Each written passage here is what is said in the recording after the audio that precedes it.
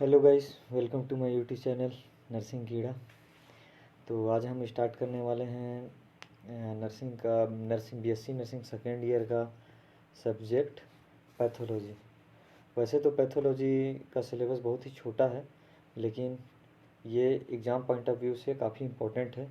तो चलिए आज इसका इंट्रोडक्शन शुरू करते हैं। तो गाइस चलिए स्टार्ट करते हैं। तो सबसे पहले इंट्रोडक्शन करते हैं। इंट्रोडक्शन में सबसे पहला पॉइंट है कि पैथोलॉजी होता क्या है। तो गाइस पैथोलॉजी दो वर्ड से मिलकर बना है। पहला है पैथो एंड दूसरा है लोगस। दोनों का अगर मीनिंग देखें तो पैथो का मतलब होता है disease suffering and the लोगस meaning होता है स्टडी, मतलब कि एक ऐसा ब्रांच का साइंस का एक ऐसा ब्रांच जिसमें क्या करते हैं हम लोग कि जो डिसीज़ से सफ़र कर रहे हैं लोग या डिसीज़ किस वजह से हो रहा है उसका स्टडी करते हैं, तो उसको क्या बोलते हैं पैथोलॉजी। फिर आगे देखते हैं। Pathology is the pathology is the medical science that deal with the scientific study of disease. Pathology क्या है कि ऐसा सब्जेक्ट है जो मेडिकल साइंस का एक ऐसा सब्जेक्ट है जो साइंटिफिक स्टडी करता है किसका, डिसीज़ का, with special reference to causative factor. किसके किसके साथ स्पेशल रेफरेंस देता है, जो कॉजेटिव फैक्टर है, डेवलपमेंट ऑफ डिसीज़ प्रोग्रेस, जो डिसीज़ वो प्रोग्रेस कैसे कर रहा है, मॉर्फोलॉजी, डिसीज़ के मॉर्फोलॉजी, जो बैक्टीरिया जो वायरस जो डिसीज़ कॉज कर रहे हैं उनका स्ट्रक्चर कैसा है, अल्टरेशन इन ऑर्गन में क्या अल्टरेशन आ रहा है, और उसका क्लिनिकल इम्प्लीमेंटेशन, उसका क्लिनिकल साइन कैसा है, इसके बारे में बताता है कौन, पैथोलॉजी। तो चलिए अब आगे बढ़ते हैं। अब आते हैं डेफिनेशन में। डेफिनेशन की बात करूं तो मैं, the branch of medical science that study the origin, nature and course of disease. मतलब मेडिकल साइंस का एक ऐसा ब्रांच जो क्या करता है, डिसीज़ के ओरिजिन को, कि वो उत्पन्न कहाँ से हो रहा है, उसकी प्रकृति कैसी है, क्या वो ज़्यादा स्प्रेडिंग वाला है, क्या एक पर्सन से दूसरे पर्सन में स्प्रेड हो सकता है या नहीं हो सकता है, और उस डिसीज़ का टाइम कितना है, कितने टाइम्स के अंदर वो बॉडी में इफेक्ट दिखाना चालू करेगा या कितने टाइम के बाद वो समाप्त कर देगा, उसको क्या बोलते हैं, पैथोलॉजी। चलिए दूसरा डेफिनेशन देखते हैं। The scientific study of disease and it's cause, progress and effects. क्या बोल रहा है कि किसी भी पैथोलॉजी एक ऐसा ब्रांच है जिसमें क्या करते हैं कि साइंटिफिक स्टडी करते हैं किसका, डिसीज़ का, उसके कारण का, उसके बढ़ने की प्रवृत्ति का, और उसका इफेक्ट बॉडी में क्या होता है, इसको जानना ही क्या कहलाता है, पैथोलॉजी कहलाता है। आई होप गाइस आप लोग समझ पाए होंगे। इसके बाद अब देखते हैं कि importance of pathology in nursing. अब देखते हैं कि जो पैथोलॉजी है वो नर्सिंग डिपार्टमेंट में पढ़ना क्यों ज़रूरी है, या जो पैथोलॉजी सब्जेक्ट है उसको नर्सिंग में क्यों इंक्लूड किया गया है। तो सबसे पहला पॉइंट है the general knowledge of how disease is caused. As a nurse आप एक क्लिनिकल वार्ड, आप एक वार्ड में काम करते हैं, तो आपको पता होना चाहिए कि जो डिसीज़ है वो कैसे कॉज होता है, आपको इसका नॉलेज होना ज़रूरी है। इसीलिए क्या किया जाता है, पैथोलॉजी का स्टडी किया जाता है।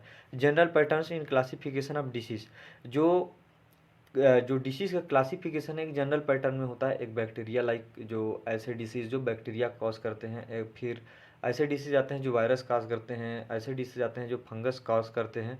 तो उन सब का जनरल पैटर्न को समझने के लिए कोई भी डिसीज़ का कि ये किस वजह से हो रहा है, कैसे हो रहा है, इसके लिए पैथोलॉजी का स्टडी करना बहुत ज़रूरी है।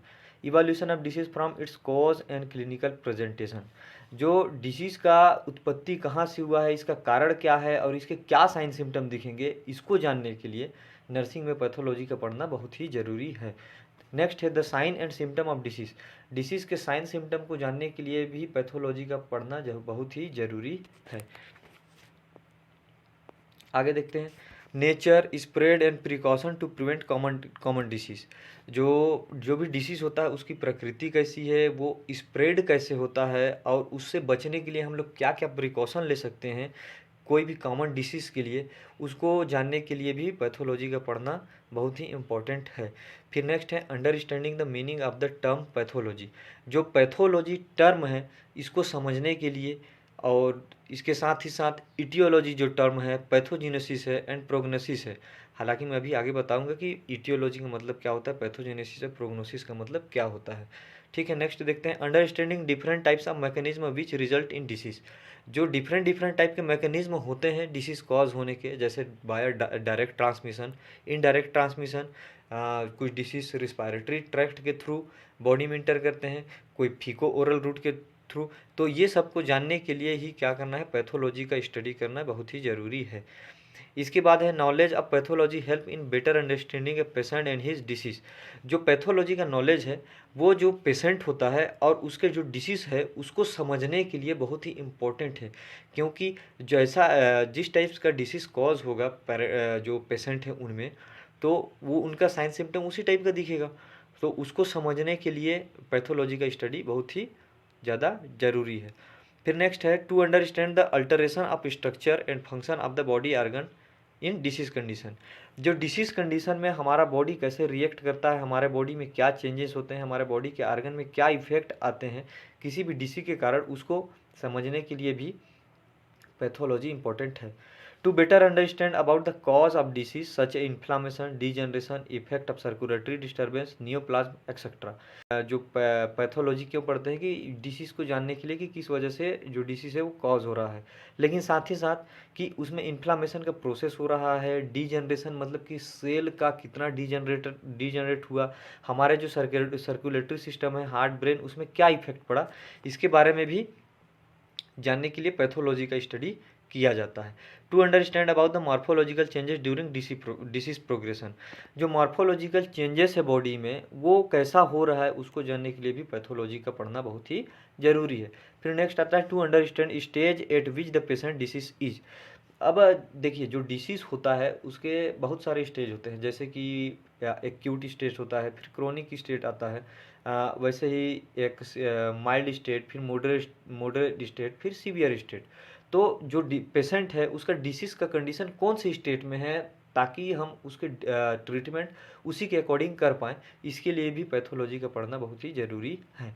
Pathology laboratory reports help in diagnosis and monitoring progress as a patient suffering with particular disease. देखिए जब कोई भी डिसीज़ है उसका विदाउट हम लोग डायग्नोसिस उसका ट्रीटमेंट नहीं कर सकते हैं, तो जो पैथोलॉजी है वो हेल्प करता है हम लोग को इसमें डायग्नोसिस करने में और साथ ही साथ डिसीज़ को मॉनिटरिंग करने में कि वो क्या उसका जो जैसे बॉडी में अगर मैं एग्जांपल लूँ तो वाइट ब्लड सेल का लेवल अगर बढ़ रहा है तो वाइट ब्लड सेल काम क्या करता है, जो पैथोजेनिक माइक्रो ऑर्गेनिज्म है उनको किल करने का काम करता है। तो अगर बॉडी में अगर वाइट ब्लड सेल का लेवल इंक्रीज रहेगा तो जो हमारा इसका मतलब ये हुआ कि जो हमारे बॉडी में कोई डिसीज़ आके हमारे बॉडी को इफ़ेक्ट कर रहा है।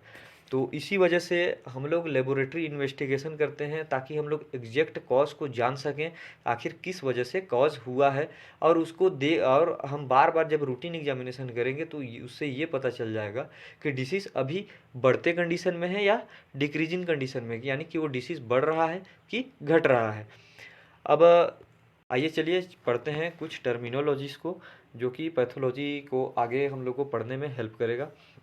तो सबसे पहला टर्म आता है इटियोलॉजी। तो इटियोलॉजी का मतलब होता है कॉजेस, यानी कि जो डिसीज़ है वो किस वजह से कॉज हो रहा है। द स्टडी ऑफ कॉज और कॉजेटिव एजेंट ऑफ डिसीज़। मैं बताया कि जो भी डिसीज़ है वो किस वजह से कॉज हो रहा है उसका स्टडी करना ही क्या कहलाता है, इटियोलॉजी कहलाता है। अब नेक्स्ट वर्ड है पैथोजिनेसिस। जो पैथोजिनेसिस वर्ड है वो दिखाता है कि हमारा डिसीज़ प्रोग्रेस कैसे कर रहा है, हमारा डिसीज़ प्रोग्रेस कैसे करता है। फॉर एग्जांपल जैसे अगर मैं एग्जांपल लूँ कि अगर आपको कोई बैक्टीरियल इन्फेक्शन हमारे रिस्पायरेटरी ट्रैक्ट को इन्फेक्ट कर रहा है तो सबसे पहले क्या करेगा, बैक्टीरिया हमारे नोज़ के थ्रू इंटर होगा, इसके बाद वो कहाँ जाएगा, लंग्स में ट्रांसमिट होगा, लंग्स के किसी पार्ट्स को अफेक्ट करेगा, इसके बाद इन्फ्लामेशन का प्रोसेस होगा। तो ये जो प्रोसेस चल रहा है इसी को क्या बोलते हैं, पैथोजेनेसिस। अब नेक्स्ट वर्ड है मॉर्फोलॉजी।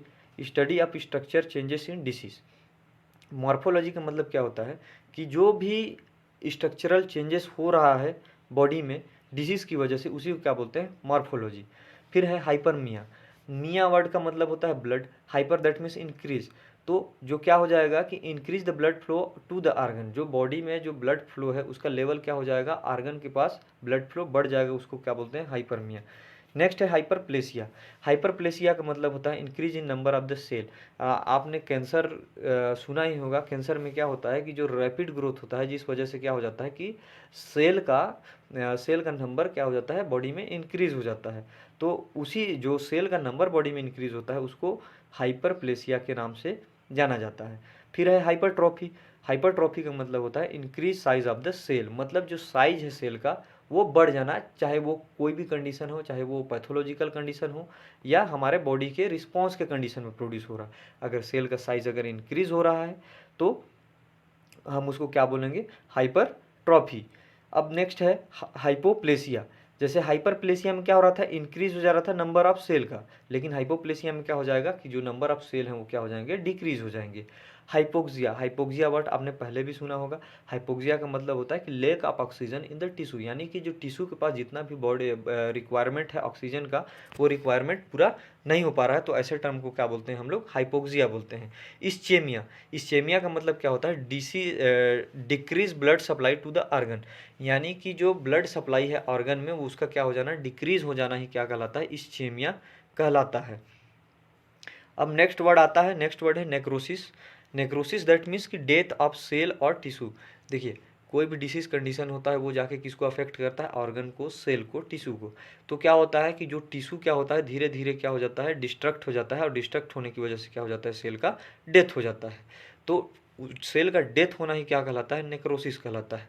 अब नेक्स्ट वर्ड है सेप्सिस। में हमारे बॉडी में बैक्टीरिया का प्रेजेंस होना ही क्या कहलाता है, सेप्सिस कहलाता है। अब नेक्स्ट वर्ड है एट्रोपी। एट्रोपी का मतलब होता है reduction in size of the tissue और ऑर्गन। जो एट्रोपी शब्द है उसका मतलब क्या है कि जो हमारा ऑर्गन है या जो हमारा टिश्यू है उसका साइज क्या हो जाना है, डिक्रीज हो जाना ही क्या कहलाता है, एट्रोपी कहलाता है। अब नेक्स्ट वर्ड आता है बायोप्सी। बायोप्सी का मतलब होता है removal of living tissue from the body. जो लिविंग टिश्यू है हमारे बॉडी में उसको by the through of surgery या एनी प्रोसीजर क्या करना कि बॉडी से बाहर निकालना ही क्या कहलाता है, बायोप्सी। अब बायोप्सी हम लोग दो तरीके से कर सकते हैं, एक तो हम लोग एग्जामिनेशन के लिए करते हैं, और दूसरा हम लोग डिसीज जो जो सेल या जो टिश्यू है वो डिस्ट्रक्ट हो गया है उसको बॉडी से बाहर निकालने के लिए करते हैं। तो बायोप्सी दो टाइप्स का होता है। अब नेक्स्ट वर्ड है गैंग्रीन। गैंग्रीन का मतलब होता है massive destruction of the cell. क्या होता है कि जब कोई भी बैक्टीरिया वायरस हमारे बॉडी में इंटर करता है और इंटर करने के बाद वो हाईली रूप से बॉडी को या जो हमारे ऑर्गन या सेल हैं उनको क्या करे, डिस्ट्रक्ट करे। तो डिस्ट्रक्ट करने के बाद क्या हो जाता है कि बहुत ज़्यादा मात्रा में हमारा जो सेल है वो डिस्ट्रक्ट हो जाता है। तो उस कंडीशन को हम लोग क्या बोलते हैं, गैंग्रीन बोलते हैं। आई होप गाइस आपको ये वीडियो समझ आ गया होगा। अगर आपको ये वीडियो समझ आया है तो मेरे चैनल को सब्सक्राइब करें और बेल आइकन को प्रेस करें। साथ ही साथ कमेंट करके ज़रूर बताएं कि आपको ये वीडियो कैसा लगा, और आप बताइए कि आपको कौन सा सब्जेक्ट पढ़ना है, ताकि मैं उस टॉपिक पे वीडियो बनाऊं, उस सब्जेक्ट पे वीडियो बनाऊं, और जिससे आप सभी को हेल्प मिल सके।